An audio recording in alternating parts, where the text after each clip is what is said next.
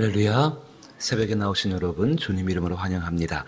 찬송 같이 드리시죠. 320장 찬송입니다. 320장 나의 죄를 정케 하사.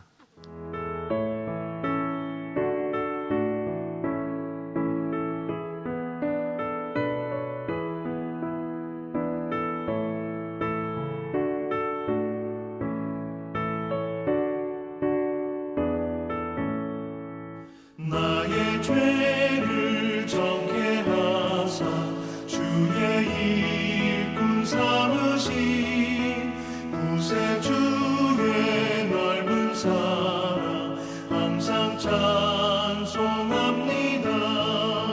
나를 일꾼 삼으신 주 크신 능력 주시고 언제든지 주 뜻대로 사용하여 주소서. 내게 부어주시려고 은혜 예비하신 주 주의 은혜 채워주사 능력 있게 하소서. 나를 일꾼 삼으신 주 크신 능력 주시고 언제든지 주 뜻대로 사용하여 주소서.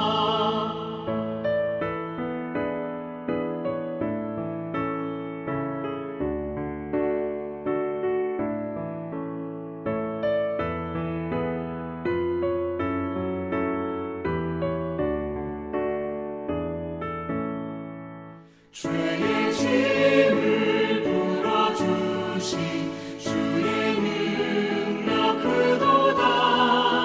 나를 피로 사신 예수 내 맘속에 오소서. 나를 일꾼 삼으신 주 크신 능력 주시고 언제든지 주 뜻대로 사용하여 주소서. 주여 내게 성령으로 충만하게 채우사 생명수가 강물처럼 흐르게 하옵소서. 나를 일꾼 삼으신 주 크신 능력 주시고 언제든지 주 뜻대로 사용하여 주소서.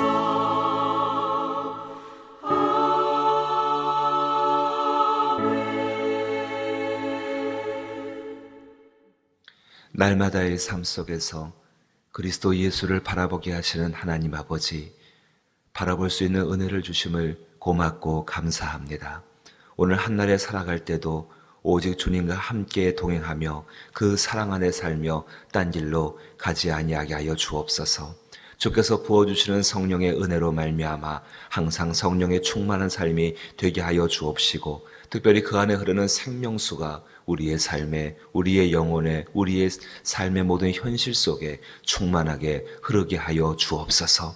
그를 위하여 주만 바라봅니다. 주의 온전하신 것들을 바라보니 저희 가운데 역사하여 주옵소서. 특별히 아버지 하나님, 이 땅을 불쌍히 여겨 주옵소서. 전염병과 또 전쟁의 공포들과 두려움들과 여러 가지 혼란들과 불안정 속에 있습니다. 주께서 이 가운데 함께하여 주시어서 오직 흔들리지 아니하시는 주님을 바라볼 수 있는 저희들 되게 하여 주옵소서.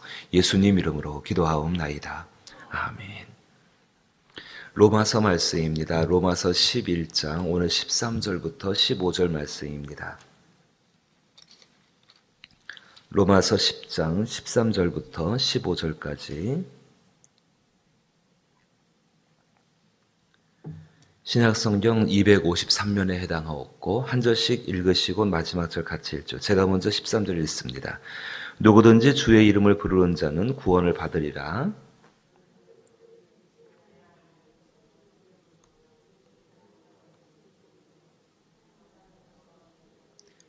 함께 하실까요?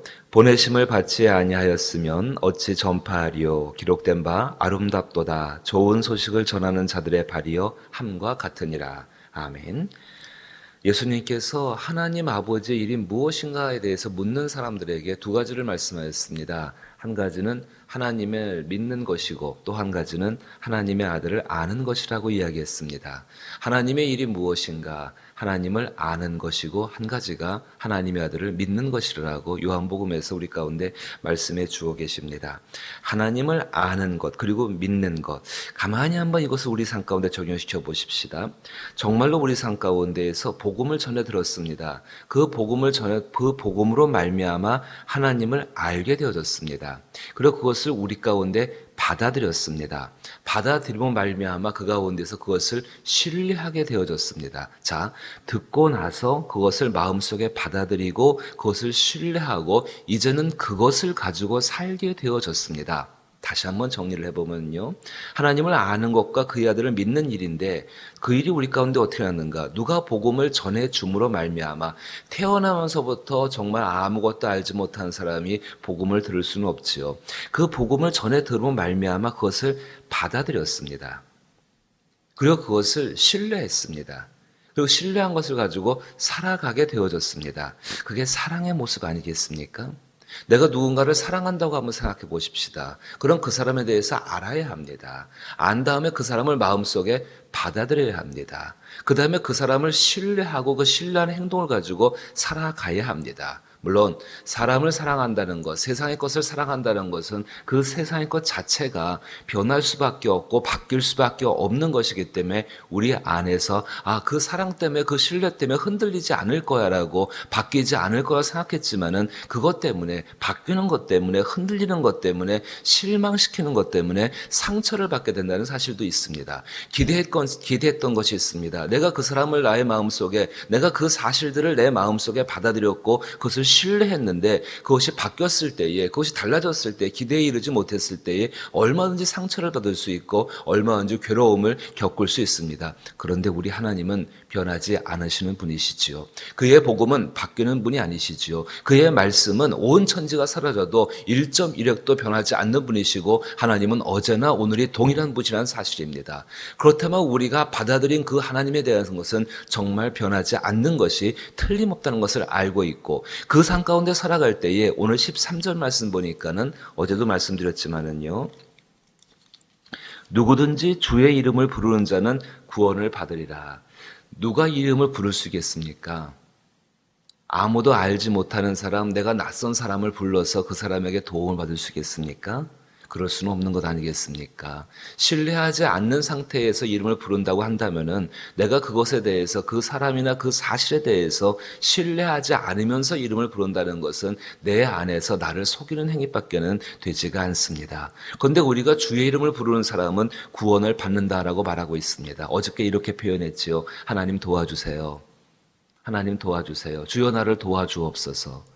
그 도움을 청할 때 그 사람에 대한 신뢰와 그거에 대한 사랑과 그 하나님께 대한 정말로 내 마음 안에 받아들여서 온전히 그분과 함께 있다는 그 사랑이라는 것이 있지 않으면은 그 부르는 것 자체가 헛된 부름이고 아무런 의미도 없는 부름 아니겠습니까? 그렇습니다. 그 이름을 부르는 사람들에게 구원을 받는다라고 주께서 말씀하고 계십니다. 자, 구원도 이렇게 말씀드렸습니다. 똑같은 이야기여서요. 오늘 다시 한번 말씀을 드립니다. 자, 구원이라는 것이 무엇인가? 예수님을 생각하셔야 합니다. 완전히 죽으셨던 그 예수님이십니다. 그 완전히 죽으셔서 아무것도 할 수 없는 정말로 돌과 같은 그것 속에 하나님이 일을 행하셨습니다. 그 하나님께서 그 죽은 예수에게 일을 행하심으로 말미암아서 예수 안에서 하나님의 일이 일어나게 되어졌습니다. 우리가 예수를 나의 구주로 받아들였습니다. 그럼 그 구주로 받아들였다면 그분을 신뢰합니다. 그분을 사랑합니다. 그 사랑 때문에 하나님께서 예수 그리스도에게 행하신 그 일이 오늘 나에게도 일어난다는 것을 믿는 그 믿음 가운데에서 죽은 예수에게 일어난 그 일을 우리 가운데 그대로 하나님께서 행하신다는 사실입니다. 마지막이 있죠. 마지막에 사람이 죽을 수밖에 없습니다. 영원히 육체를 떠나게 되는 것이죠. 그 죽었을 때에 예수를 믿는 사람들에게 예수를 다시 살리신 그 놀라운 부활의 역사를 행하신다는 것입니다. 오늘 우리의 삶 가운데 깊은 병 때문에 일어나지 못할 것 같은 그런 절망들과 공포들과 두려움들이 우리 가운데 밀려올 수가 있습니다. 그때 우리가 바라보고 신뢰할 것이 무엇입니까? 정말로 예수 그리스도에게 행하신 그 놀라운 일, 하나님의 일이 예수를 믿는 자에게, 받아들인 자에게 그대로 행하고 있다는 것을 믿으면서 그의 이름을 부를 때에, 하나님의 이름을 부를 때에 하나님이 그 일을 우리 가운데 넉넉하게 행하신다는 것입니다. 나라가 흔들리고 있고 경제적으로 위기 가운데 있고, 그리고 이 땅이 정말로 죄와 악과 불의 가운데에서 그렇게 무너져가고 있는 것을 보고 있을 때에, 또 개인의 기업이나 사업이나 나의 삶의 터전이 전부 죽은 것처럼 느껴지고 있을 때에 우리가 누구의 이름을 부릅니까? 예수의 이름을 부르면서 구원을 청하지 않습니까? 그럼 그 구원의 모습이 어떻게 나타납니까? 죽으신 예수 그리스도 가운데 행하신 하나님의 놀라운 능력이 오늘 그 믿는 자의 삶에, 부르는 자의 삶에 받아들이고 신뢰하고 사랑하는 그 사람 가운데 일어난다는 사실입니다. 사랑하는 성도 여러분, 이것이 우리의 믿음의 핵심입니다. 이 믿음을 가지고서 우리는 영생을 얻었습니다. 이 믿음을 가지고서 세상을 이기는 삶을 살게 되어집니다. 가만히 생각해 보십시오. 자, 죽으셨던 그 예수 그리스도 안에서 다시 살아나는 그 역사를 누구만이 일으킬 수 있겠습니까? 하나님 그분 외에는 하실 수가 없는 것입니다. 그런 놀라운 일을 행하신 분이 우리의 삶 가운데 일어나고 있는 죽은 자를 살리신 그 역사를 가지고서 우리 삶 가운데 아들을 내어주신 분이, 정말 우리 삶을 돌보시고 살피시며 신뢰할 만한 그분이 우리 삶 가운데 베풀지 못할 것이 무엇이 있겠습니까? 오늘 15절 말씀 보니까는 이 일들을 위해서 하나님이 우리를 보내신다라고 말씀을 하고 있습니다. 15절 말씀 보니까 보내심을 받지 아니하면 어찌 전파하리오라고 말씀하고 있죠. 전도에 관한 이야기입니다.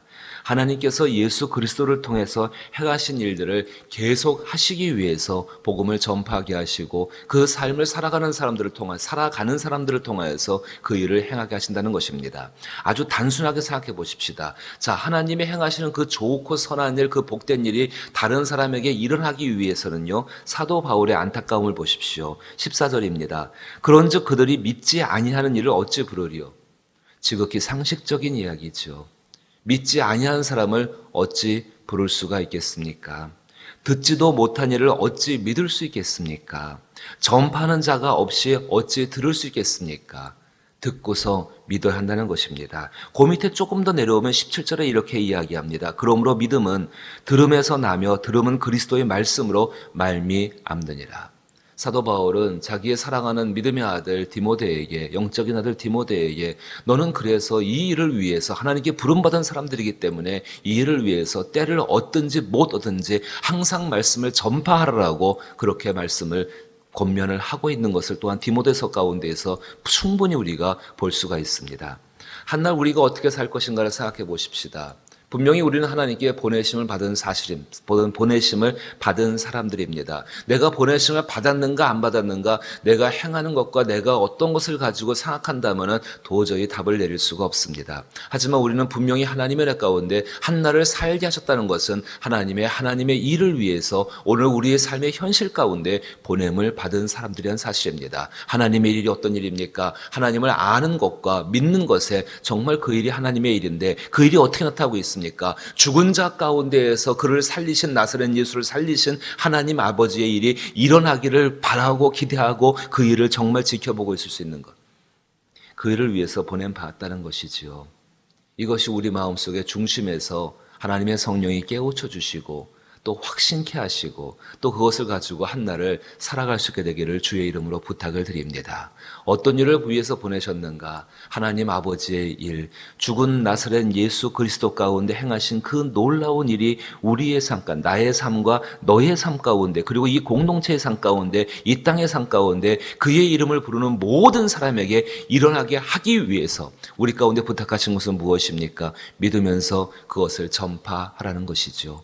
알지 못하면은 사람이 부를 수가 없고, 알지 못하면은 믿을 수가 없고, 알지 못하면 받아들일 수 없으니까는 그것을 전파라는 것입니다. 그럼 이 문제가 정말로 아무것도 모르는 그 사람들에게, 전혀 한 번도 복음을 들어보지 못한 바로 그 사람들에게 전하라는 것인가? 이제 그렇지는 않습니다. 복음이 전파해서 열방의 땅끝에 이르면 주께서 다시 오시겠다고 우리 가운데 약속을 해주셨는데, 이제 전 세계 인류 가운데 단지 0.5% 인구만이 복음을 한 번도 들어보지 못한 사람들이 되어지고 있다는 사실입니다. 그럼 무엇을 의미하겠습니까? 우리의 삶 가운데 이름은 알고 있지만은 전적으로 마음에 받아들이지 못하면서 신뢰하지 못하는 사람, 그래서 사랑하는 삶 가운데 살지 못하는 그 사람들에게 나의 삶을 통하여, 나의 말을 통하여, 나의 행위를 통하여서 보여주고 증거함으로 말미암아서 그들의 삶 가운데 예수 그리스도가 전부가 되게 하라는 것이 오늘 우리의 삶 가운데 보내심으로써 보내시는 이유가 되게 될 것입니다.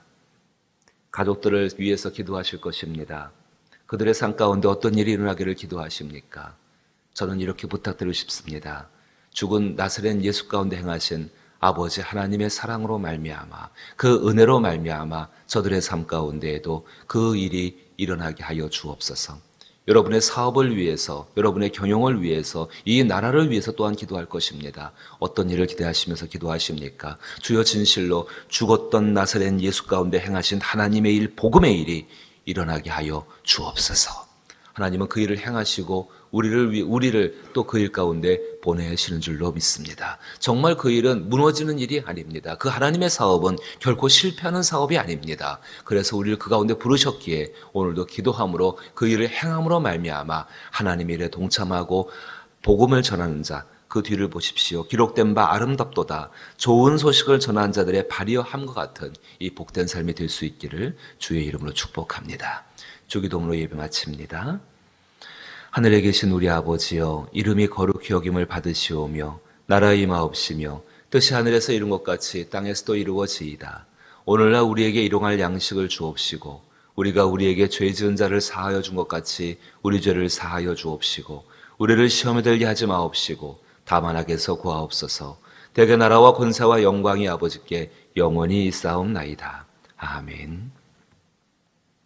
우리의 삶 가운데에서 정말 아무리 어렵고 힘겨운 일이 있다 할지라도 우리의 삶이 마치는 것이 아니라, 마침표가 되는 것이 아니라 쉼표가 될 수 있는 것은 하나님이 이 일을 여전히 우리 가운데 행하고 계신다는 사실입니다. 말씀이 사라지지 않는 한은, 복음이 사라지지 않는 한은 그의 능력 가운데 이 일을 행하고 계십니다. 따라서 이 능력을 믿으면서, 이 일을 믿으면서 우리의 삶에 구체적으로 간구하고 주여 이 일이 일어나게 하여 주옵소서. 그리고 오늘 나의 삶을 이 일을 행하시는 하나님의 일에 쓰임받도록 불러주셨사오니 하나님 담대히 이 일을 행하게 해달라고 기도하는 것이 우리 가운데 필요한 줄로 믿습니다. 나라와 이 땅을 위해서 기도하십시다. 매스컴을 통해서 이미 뉴스를 들으셨겠지만 굉장히 불안하고 혼란스럽고 또 참 두려운 일들이 우리 가운데 있을지 않을까 하여서 염려가 되어지는 상황입니다. 그러나 우리 하나님은 변함이 없으신 분이십니다. 단 한 명의 돌아와 주 앞에 정당하게 세워지는 사람을 발견했을 때에 하나님의 능력은 나타날 줄로 믿습니다. 진실로 그것을 위해서 오늘 나 자신이 그렇게 되기 위해서 기도하시고 그 일을 하나님 이 땅을 지키시고 인도하여 주시고 주의 은혜 가운데 온전하게 세우시는 것으로 하나님 행하여 주옵소서라고 기도하며, 그리고 교회들을 위해 기도하시고 이 땅에는 교회들이 온전히 서야 합니다.